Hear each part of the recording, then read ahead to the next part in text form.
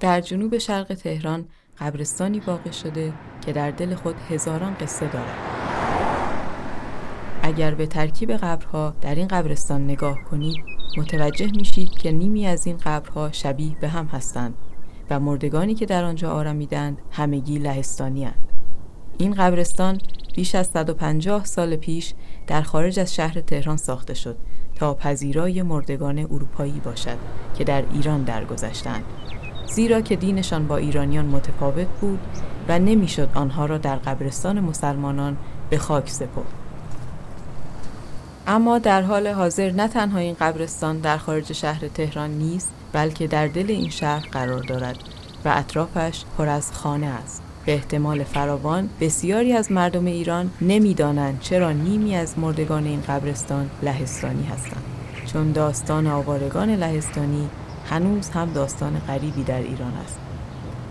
داستان از زمان شروع جنگ دوم جهانی آغاز شد و به موجب پیمانی که میان آلمان نازی و اتحاد جماهیر شوروی امضا شد، کشور لهستان به بخش شرقی و غربی میان این دو کشور تقسیم و بخش شرقی این کشور ضمیمه خاک شوروی شد.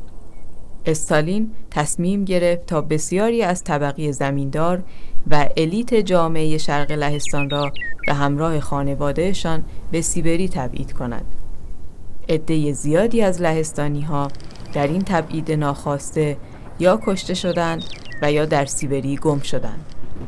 اما با حمله ارتش آلمان نازی به شوروی نظر استالین تغییر کرد و تصمیم گرفت لهستانی‌ها را آزاد کند تا آنها در ارتش متفقین بجنگند.